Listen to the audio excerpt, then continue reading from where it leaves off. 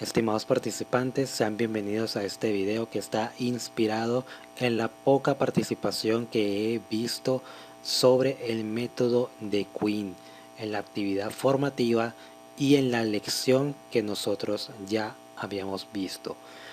En la lección, según las estadísticas de clase, al menos el 50% de las secciones contestaron mal la pregunta del ejercicio.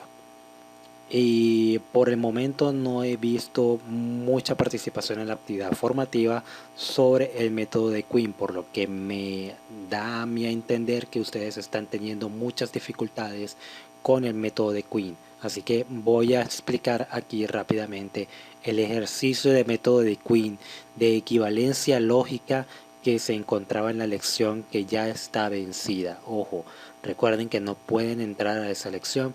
Sin embargo, si no lograron conseguir toda esa información, o sea, reservarla en otro documento de Word, pues aquí la tienen en pantalla por el momento. Así que voy a empezar a explicar este ejercicio rápidamente. Entonces, ¿en qué pretende el método de Queen hacer? Bueno, primero que nada, nos ayuda a no tener que utilizar la tabla de verdad. Esa es la primera ventaja del método de Queen-Willard. Eh, con el método de Queen nosotros tenemos que primero para dibujar un diagrama de árbol.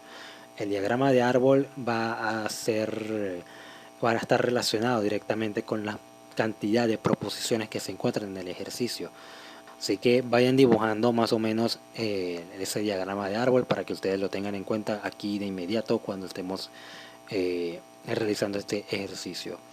Entonces nos vamos aquí al ejercicio como tal. Ya saben que el método de Queen ustedes tienen que empezar desde la primera parte del árbol. En la primera rama tenemos BP igual verdadero, y esa P, todas las P que se encuentran en el ejercicio, vamos a sustituirlas por un verdadero. Entonces aquí vemos que sustituimos aquí negación de verdadero en ambas partes. Del lado izquierdo y del lado derecho tenemos una negación de verdadero. Entonces, ¿qué es lo que vamos a hacer aquí en el método de Queen para ir simplificando? Vamos a aplicar la regla de los operadores lógicos tal cual y como nosotros la hemos aprendido en tabla de verdad. Y vamos a utilizar el razonamiento lógico. El razonamiento lógico es algo que a mí me indica a mí eh, un resultado sin conocer todos los valores. O sea, nosotros podemos deducirlos.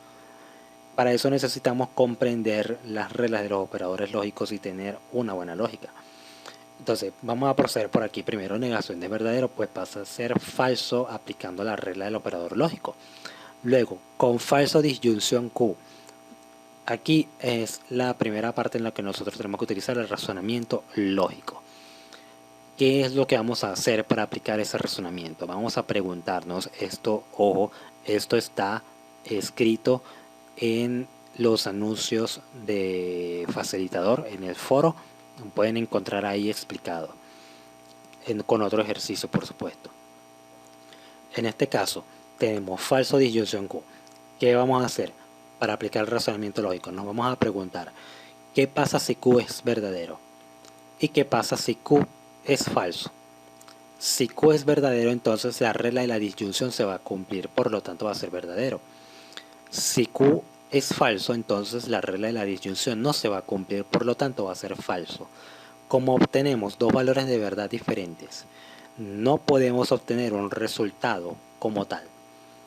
Por lo tanto, esta disyunción, el valor de esa disyunción, depende directamente del valor que pueda obtener la Q.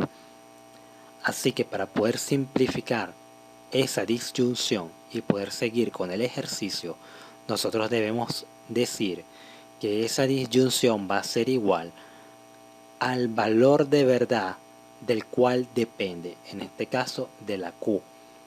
La Q es el valor del cual depende esa disyunción.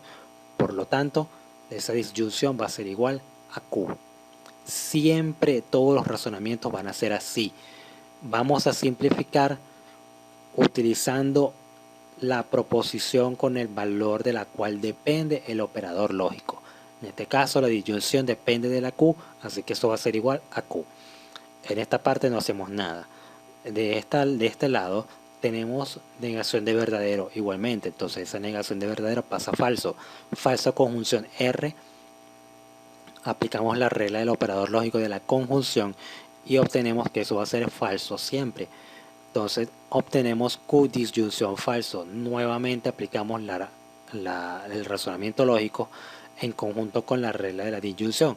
Entonces, como no sabemos cuál puede ser el valor de verdad de la Q y nosotros, o sea, la disyunción depende de la Q, entonces eso va a ser igual a Q. Así es como se va a ir simplificando el ejercicio aplicando el razonamiento lógico. Entonces, ya llegando a este punto, vemos que no podemos ya aplicar más nada, así que tenemos que irnos a la siguiente rama. Entonces, todas las Q vamos a sustituirlas por verdaderos y en otra más vamos a sustituirlas por falsos. Entonces, en este caso, por aquí tenemos verdadero disyunción R, eso va a ser igual a verdadero, verdadero conjunción verdadero es verdadero, y de este lado pues todo esto queda igual, y por último tenemos la bicondicional que viene siendo la equivalencia lógica. Recuerden que la equivalencia lógica no pueden trabajarla sino hasta este punto que es el final, cuando podemos obtener un valor de verdad definitivo. Así que por la regla de la bicondicional esto va a ser igual a verdadero porque ambos valores son iguales. Luego nos vamos a BQ igual falso. Tenemos falso disyunción R y luego un falso conjunción afuera. Nosotros no tenemos por qué perder tanto tiempo aquí. Este falso conjunción que está afuera ya me indica que sin importar cuál sea el valor que obtenga esta disyunción, esta conjunción nunca se va a cumplir. Por lo tanto, todo el corchete va a ser falso. Luego, como tenemos un falso aquí afuera también con la bicondicional, entonces los dos valores son iguales, por lo tanto va a ser verdadero. Y esto va a ser el fin de la primera parte del árbol en BP igual verdadero. Luego tenemos que hacer lo mismo con BP igual falso. Vean acá que tenemos negación de falso, pasa a ser verdadero por regla de la negación. Lo mismo pasa por aquí, por este lado, del lado derecho. Luego tenemos verdadero disyunción Q del lado izquierdo, ¿verdad?